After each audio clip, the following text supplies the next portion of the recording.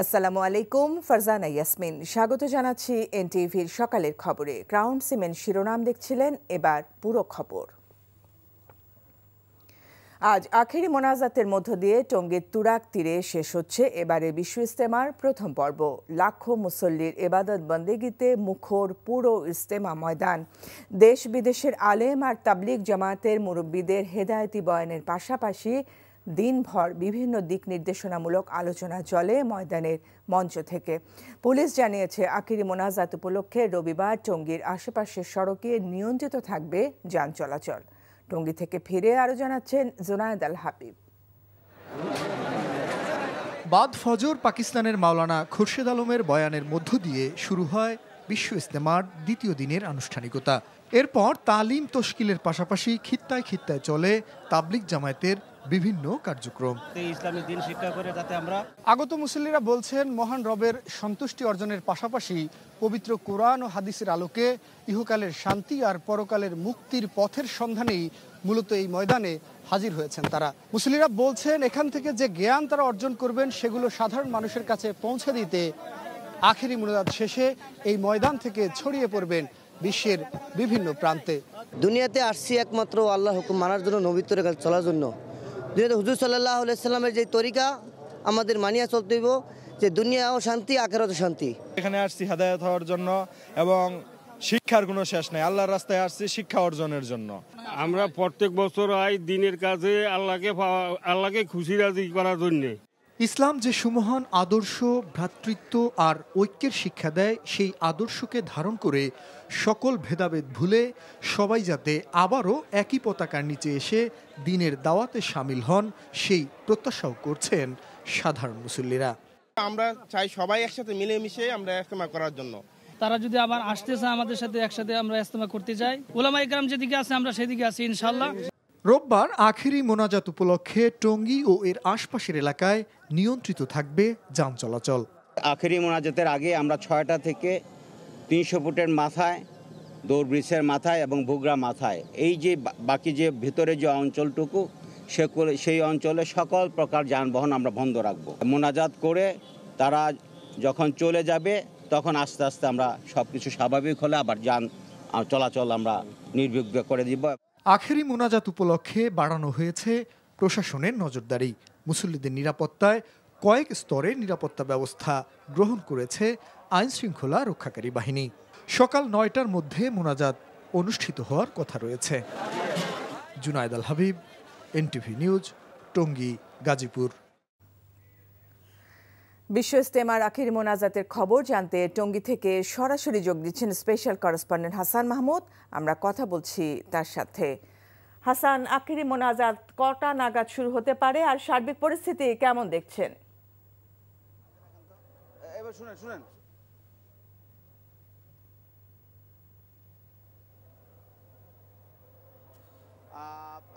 টঙ্গীর তুরাগ তীরে আজকে বিশ্ব ইজতেমার প্রথম পর্বের প্রথম ধাপের মোনাজাত, আখেরি মোনাজাত বলা হয় এটিকে। যদিও কাল থেকে আবারও একটি বিশ্ব ইজতেমা শুরু হবে। বিশেষ করে যে এইবার যে বিশ্ব ইজতেমা সেটিকে আসলে ওই অর্থে 3 ভাগে ভাগ করা হয়েছে। মাওলানা জুবায়ের এবং নিজামে শুরার সদস্যরা প্রথম 2 ভাগ, অর্থাৎ আজকে যেটি শেষ হচ্ছে এবং কালকে থেকে যেটি শুরু হচ্ছে, এই 2 ভাগে মাওলানা জুবায়ের পন্থী এবং নিজামে শুরার সদস্যরা অংশগ্রহণ করছেন। বিশেষ করে 43টি জেলার নিজামে শুরার সদস্যরা আজকের এই জামাতে অংশগ্রহণ করছেন। যেটি জানতে চাইছেন যে বিশ্ব ইজতেমার আজকে যে আখেরি মোনাজাত বা প্রথম পর্বের প্রথম ধাপের যে মোনাজাত, সেই মোনাজাতের প্রস্তুতি কিন্তু চলছে এবং ফজরের নামাজের পরে আমবয়ান চলছে এবং আমবয়ানের পরে এখন পর্যন্ত যেই কথা বলা হয়েছে মোনাজাতের জন্য যে সময় নির্ধারণ করা হয়েছে, সকাল 9টা থেকে 9:30টার মধ্যে মোনাজাত হওয়ার সম্ভাবনা রয়েছে এবং বাংলাদেশের তাবলিগের মুরব্বী মাওলানা জুবায়ের তিনি মোনাজাত পরিচালনা করবেন বলে আমরা এখন পর্যন্ত জানতে পেরেছি।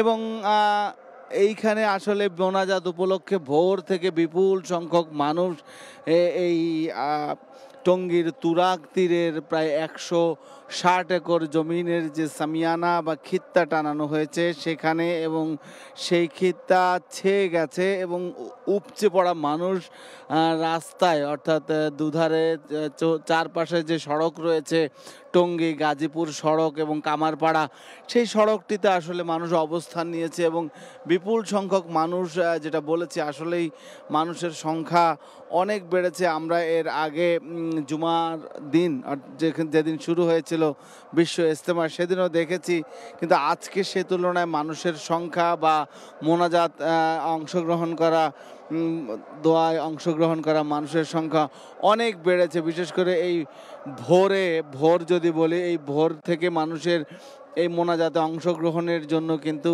এই টুরাক পাড়ের দিকে ছুটে আসা এবং বিপুল সংখ্যক মানুষ কিন্তু এসেছেন। বিশেষ করে এই ছামিয়ানার নিচে যারা রয়েছেন তারা তো রাতে রয়েছেনই, তারা ছাড়াও বিশেষ গাজীপুর, টঙ্গী, উত্তরা এবং আশপাশে বনানী, কুড়িল, বিশ্ব রোড এবং আশপাশে যে এলাকাগুলো রয়েছে সেই এলাকাগুলোতে মানুষ পায়ে হেঁটে কিন্তু এই ইজতেমার রাস্তা ধরে এই ময়দানের কাছাকাছি আসার চেষ্টা করছেন এবং আমরা পথে পথে দেখেছি অনেক মানুষ কিন্তু সেই পথে পথে এখনও কিন্তু আসছেন এই টুরাক তীরের পথে। পাশাপাশি আরেকটি কথা বলে রাখি, আইন শৃঙ্খলা রক্ষাকারী বাহিনী কিন্তু সতর্ক রয়েছে এই টঙ্গীর বিশ্ব ইজতেমাকে ঘিরে এবং বেশ কয়েক স্তরের নিরাপত্তা আমরা দেখেছি এবং সেই নিরাপত্তার চাদরে ঘেরা হয়েছে বলা যায় যে এই টঙ্গীর তুরাগ পাড়ের এই বিশ্ব ইজতেমাকে ঘিরে।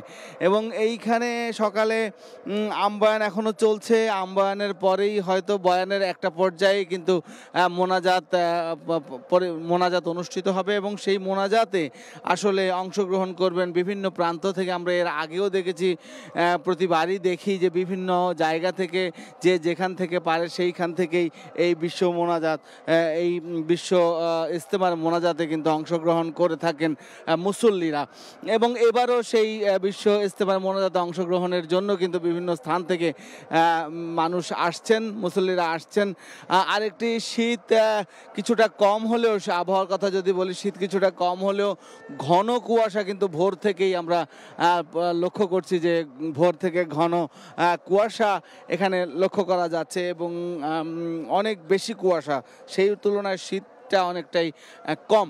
তো সেই যদি সেটা বলি তাহলে অনেকটা আবহাওয়া বেশ ভালো কুয়াশাটাকে বাদ দিলে, কারণ শীতের প্রকোপটা খুব একটা নেই। সেই অর্থে বিশ্ব ইজতেমার আজকের আখেরি মোনাজাতে বিপুল সংখ্যক মানুষ কিন্তু শরিক হচ্ছেন। আমরা কিন্তু এখন সড়কের চিত্র দেখাচ্ছি, যেই সড়কটি দিয়ে আসলে মানুষ, আমি যদি বলি তাহলে প্রধান সড়ক গাজীপুর থেকে ঢাকার দিকে যেই প্রধান সড়ক গেছে সেই সড়কটি থেকে টঙ্গী কামারপাড়া ব্রিজ পর্যন্ত যে সড়ক, সেই পুরো সড়কেই কিন্তু মানুষে এই অবস্থা, অর্থাৎ ক্যামেরার লেন্সে যেটা দেখাতে পারছি যে এই পুরো সড়কটি হচ্ছে কামারপাড়া সড়কটি। তো সব মিলিয়ে টঙ্গীর তুরাগ তীরে বিশ্ব ইজতেমার এই আখেরি মোনাজাতের জন্য মানুষ প্রস্তুতি নিচ্ছে। হয়তো 9টা, 9:30 নাগাদ মোনাজাত অনুষ্ঠিত হওয়ার কথা রয়েছে এখন পর্যন্ত। ফারজানা, টঙ্গী থেকে জানছিলাম বিশ্ব ইজতেমার আখির মোনাজাতের সর্বশেষ খবর। কুমিল্লায় যৌথ বাহিনীর হাতে আটকের পর যুবদল নেতা তৌহিদুল ইসলামের মৃত্যুর ঘটনায় দ্রুত তদন্তের নির্দেশ দিয়েছেন প্রধান উপদেষ্টা ডক্টর মোহাম্মদ ইউনূস। এদিকে তৌহিদের স্ত্রীর দাবি, প্রতিবেশীর সহযোগিতায় আইন শৃঙ্খলা বাহিনী তার স্বামীকে হত্যা করেছে, আর এই হত্যার বিচারের দাবিতে মানববন্ধন করেছেন এলাকাবাসী। এ ঘটনার প্রেক্ষিতে সেনা ক্যাম্পের কমান্ডারকে প্রত্যাহারের পাশাপাশি উচ্চ পর্যায়ের তদন্ত কমিটি গঠন করা হয়েছে। কুমিল্লা প্রতিনিধি মাহফুজ নান্টুকে সাথে নিয়ে আরো জানাচ্ছেন মুকসিমুল আহসান। কুমিল্লার আদর্শ সদর উপজেলার পাস্থবী ইউনিয়ন যুবদলের আহ্বায়ক তৌহিদুল ইসলামকে বৃহস্পতিবার মধ্যরাতে তার বাড়ি থেকে আটক করে যৌথ বাহিনী। এলাকাবাসী জানায় তার কাছে অস্ত্র আছে এমন অভিযোগে আইনশৃঙ্খলা রক্ষাকারী বাহিনীর সদস্যরা তাকে ধরে নিয়ে যায়। রাত্রে 2টার সময় এসে ওনাকে যৌথ বাহিনী উঠিয়ে নিয়ে যায়। উঠিয়ে নিয়ে যাওয়ার পরে সকাল 8টার সময় ওনাকে নিয়ে আসেন। ওনাকে আসার পরে ওনাকে এখানেও একটা ঘরে ঢুকে ওনাকে মারধর করছে। বাড়ির সব মানুষকে, মহিলা এবং পুরুষকে সবাইকে বেদরম পিটাই করছে। তো ওইদিকে মারধর করছে সমস্ত রাইতে ফজরপন্থী মারিয়া। আবার ওই কইয়া অস্ত্র আছে কার কাছে, অস্ত্র আছে কার কাছে না কইলে তোর মারি আলাম করতেছে। পরদিন শুক্রবার দুপুর 12:30টার দিকে কোতোয়ালি মডেল থানা পুলিশের মাধ্যমে মৃত্যুর খবর জানতে পেরে কুমিল্লা মেডিকেলে গিয়ে মরদেহ খুঁজে পান স্বজনরা। সেনাবাহিনীর সাথে মিলে আমাদের পাশের বাড়ি যারা আছে ওরা আমার স্বামীকে হত্যা করেছে। এখন আমি এটা সুষ্ঠু তদন্তের মাধ্যমে আমার স্বামীকে যারা হত্যা করেছে তাদের বিচার চাই। কুমিল্লায় যুবদল নেতা তৌহিদুল ইসলামের লাশ নিয়ে বিচারের দাবিতে বিক্ষোভ করেছেন এলাকাবাসী। এ সময় মানববন্ধন থেকে দৃষ্টান্তমূলক শাস্তির দাবি জানান তারা। পুলিশে আমাকে ফোন দিয়েছে কুমিল্লা কোতোয়ালি থানার ওসিতে হাসপাতালে যাওয়ার জন্য আমি গেছি। যাওয়ার পরে আমার ভাইকে যখন দেখলাম যে আমার ভাইদের মায়ের একবার পুরো শরীর রক্তাক্ত করে ফেলছে, পুরো শরীর লাল হয়ে গেছে। আমরা তাদের দ্রুত ফাঁসি কার্যকর চাই এবং দৃষ্টান্তমূলক ফাঁসের আশেপাশে যত আসামিরা ছিল সবার দৃষ্টান্তমূলক শাস্তি চাই। এদিকে আইনশৃঙ্খলা রক্ষাকারী বাহিনীর হেফাজতে এমন মৃত্যুর ঘটনায় কঠোর নিন্দা জানিয়েছেন অন্তর্বর্তীকালীন সরকারের প্রধান উপদেষ্টা অধ্যাপক মোহাম্মদ ইউনুস। তার প্রেস উইং জানায়, দুঃখজনক ওই ঘটনার দ্রুত তদন্তের নির্দেশ দিয়েছেন প্রধান উপদেষ্টা। তৌহিদুল ইসলামের মৃত্যুর ঘটনায় নিন্দা এবং বিচারের দাবি জানিয়েছেন যুবদল সভাপতি এবং সাধারণ সম্পাদকও।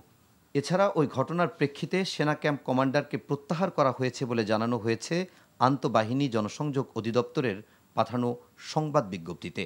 তৌহিদের মৃত্যুর ঘটনায় আইএসপিআরের ওই বিবৃতিতে বলা হয়, ইতোমধ্যে উচ্চপদস্থ কর্মকর্তাদের নিয়ে তদন্ত কমিটি গঠন করা হয়েছে। শনিবার পাস্থবী ইউনিয়নের ইটাল্লা গ্রামে বাদ জোহর ও বাদ আসর দুদফা জানাজা শেষে তৌহিদুল ইসলামের গ্রামে পারিবারিক কবরস্থানে লাশ দাফন করা হয়। Muksimul Ahsan, NTV news, Dhaka. যৌথ বাহিনীর হেফাজতে যুবদল নেতা তৌহিদুল ইসলামের মৃত্যুর ঘটনায় ন্যায় বিচার দাবি করেছেন বিএনপি মহাসচিব মির্জা ফখরুল ইসলাম আলমগীর। একই সাথে এ ধরনের ঘটনা পুনরাবৃত্তি যাতে না হয় সে দাবিও জানান তিনি। শনিবার ঢাকার উত্তরায় স্থানীয় বিএনপির আয়োজনে দুস্থদের মাঝে বস্ত্র বিতরণ অনুষ্ঠানে তিনি এসব দাবি জানান। একটি গ্রহণযোগ্য নির্বাচন দেয়া অন্তর্বর্তী সরকারের অন্যতম দায়িত্ব জানিয়ে বিএনপি মহাসচিব বলেন, ন্যূনতম সংস্কার করেই যত দ্রুত সম্ভব নির্বাচন আয়োজন করতে হবে।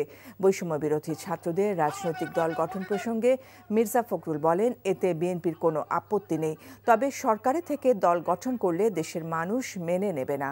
দলে যাতে কোনো আওয়ামী প্রেতাত্মা ঢুকতে না পারে সে বিষয়ে সজাগ থাকার আহ্বান জানান তিনি।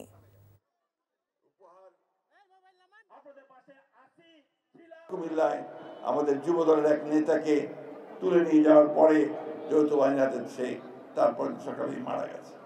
এই ধরনের ঘটনা যেন পুনরাবৃত্তি না হয়, যারা এই ঘটনা ঘটিয়েছে তাদেরকে অবশ্যই বিচারের আওতায় নিয়ে আসতে হবে। যত দ্রুত সম্ভব আপনারা এই ন্যূনতম সংস্কার যেটা প্রয়োজন, অর্থাৎ মানুষ যেন সঠিকভাবে ভোট দিতে পারে, বিচারটা যেন মানুষ সঠিক পায়, প্রশাসন যেন কোনো পক্ষপাতিত্ব না করে, এই বিষয়গুলো দেখে আপনারা একটা ভোটের আয়োজন করেন।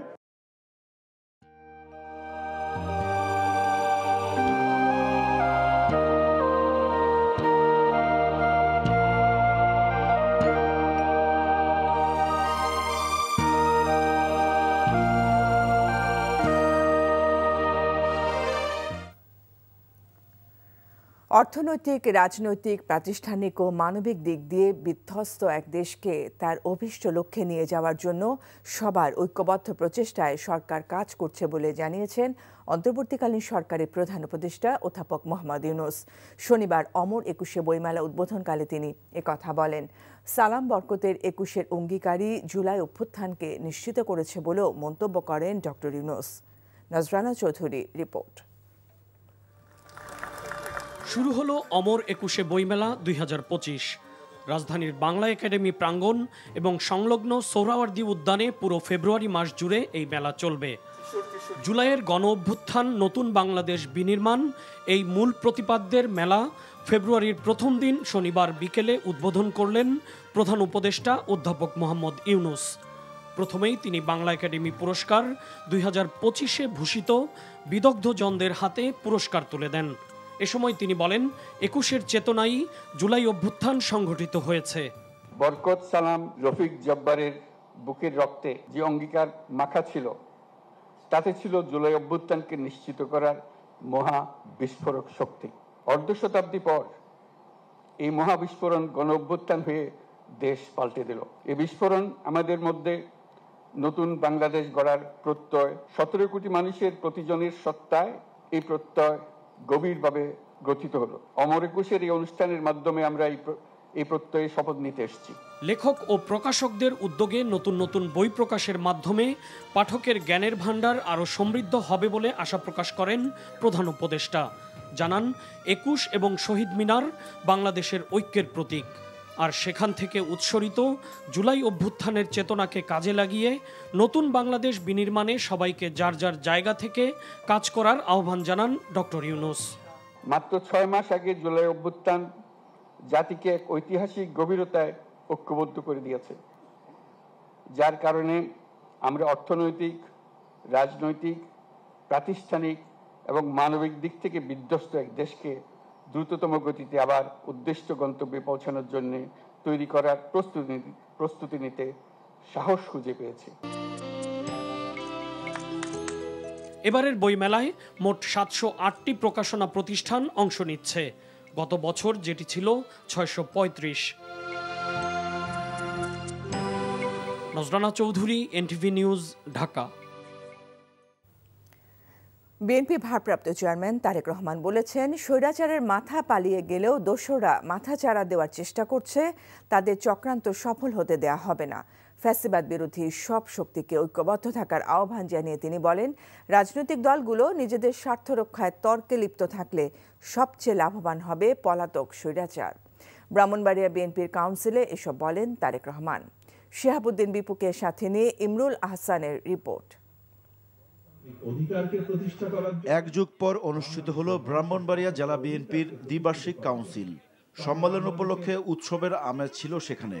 লন্ডন থেকে অনলাইনে যুক্ত হয়ে বিএনপির ভারপ্রাপ্ত চেয়ারম্যান তারেক রহমান বলেন, নিয়মিত কাউন্সিল দলের সাংগঠনিক ভিতকে মজবুত করে। তিনি বলেন, গুম খুন নির্যাতন সত্ত্বেও আন্দোলন থেকে পিছু হটেনি বিএনপি। ছাত্র জনতার গণ অভ্যুত্থানে স্বৈরাচার শেখ হাসিনা পালিয়ে গেলেও তার দোসররা দেশকে অস্থিতিশীল করার চক্রান্ত অব্যাহত রেখেছে বলে মন্তব্য করেন তিনি। স্বৈরাচারের মাথাটা পালিয়ে গিয়েছে, কিন্তু স্বৈরাচারের কিছু কিছু অবশিষ্ট এখনো রয়ে গিয়েছে বাংলাদেশে। এরা বিভিন্নভাবে মাথা চাড়া দেবার চেষ্টা করছে। এরা বিভিন্নভাবে চেষ্টা করছে নিজেদের অবস্থানকে কোনোভাবে গুছিয়ে নিয়ে আবার দেশটি তাদের দখলে নিতে। তাদের এই লক্ষ্যকে আমরা হাসিল করতে দিতে পারি না। রাজনৈতিক দলগুলোর মতপার্থক্যের কথা উল্লেখ করে তারেক রহমান বলেন, আলোচনার টেবিলেই সমস্যার সমাধান করতে পারে। আজকে যদি আমরা শুধুমাত্র নিজেদের স্বার্থ রক্ষার জন্য যদি তর্ক বিতর্কে লিপ্ত থাকি, সবচেয়ে বড় লাভবান হবে সেই পালিয়ে যাওয়া স্বৈরাচার। হ্যাঁ, বিভিন্ন মতামত থাকতেই পারে, আমাদের মধ্যে মতপার্থক্য থাকতেই পারে। আমরা বসবো, আমরা আলোচনা করব। এক আলোচনায় শেষ না হলে আবার আলোচনায় বসবো। আলোচনার মাধ্যমেই আমরা সমস্যার সমাধান করব। আলোচনার মাধ্যমেই আমরা সমস্যা উপায় বের করব। বাংলাদেশকে যদি রক্ষা করতে হয়, তাহলে আমাদের সকলকে যে কোনো মূল্যে ঐক্যবদ্ধ থাকতে হবে। বিগত 15 বছরে ভোটাধিকার না থাকায় জবাবদিহিতা ছিল না বলে মন্তব্য করেন তিনি। কখনো আমরা দেখেছি ডামি নির্বাচন, কখনো আমরা দেখেছি ভোটারবিহীন নির্বাচন, কখনো আমরা দেখেছি ভোট ডাকাতির নির্বাচন। গত 15 বছরে জবাবদিহিতা ছিল না বলেই বাংলাদেশের প্রত্যেকটি প্রতিষ্ঠানকে ধ্বংস করে দেওয়া হয়েছে। এই ভোট প্রদানের মাধ্যমে যেই কাজটি হয়, সেই কাজটি হলো জবাবদিহিতাকে প্রতিষ্ঠিত করা। সেটি করার একমাত্র উপায় হচ্ছে নির্বাচন, জাতীয় নির্বাচন। তারেক রহমান বলেন, দেশ পুনর্গঠনের প্রক্রিয়া যত দ্রুত শুরু করা যাবে, ততই মানুষের সমস্যার সমাধান করা যাবে। নির্বাচনের ইমরুল আহসান, এনটিভি নিউজ, ঢাকা। জামায়াতের আমির ডক্টর শফিকুর রহমান বলেছেন, যারা খুন ও গুমের সাথে জড়িত সবার আগে তাদের বিচার করতে হবে। শনিবার দুপুরে জামায়াতে ইসলামী সুনামগঞ্জ জেলা শাখার উদ্যোগে আয়োজিত কর্মী সম্মেলনে প্রধান অতিথির বক্তব্যে শফিকুর রহমান এসব কথা বলেন। তিনি বলেন, দলের নেতাকর্মীদের নির্যাতন করা হয়েছে, মিথ্যা মামলায় নেতাদের ফাঁসি দেওয়া হয়েছে, দলের নিবন্ধন বাতিল করা হয়েছে, এমনকি সবশেষে দলকে নিষিদ্ধ করা হয়েছে। যারা খুন ও গুমের সাথে জড়িত তাদের বিচার দাবি করে জামায়াত আমির বলেন, প্রতিশোধ নেয়ার জন্য নয়, খুনিদের পরিণতি দেখে যেন অন্যরা শিক্ষা নেয়, এজন্য এই বিচার করতে হবে। ক্ষমতায় গেলে শিক্ষাকে সবচেয়ে বেশি গুরুত্ব দেওয়া হবে বলেও মন্তব্য করেন শফিকুর রহমান। কিন্তু দেশকে, মানুষকে আমরা ভালোবাসি। এই ভালোবাসার জায়গা থেকে আমরা অনুরোধ করছি, সবাই শান্ত থাকুন, ধৈর্য ধরুন এবং দেশ গড়ায় অংশগ্রহণ করুন।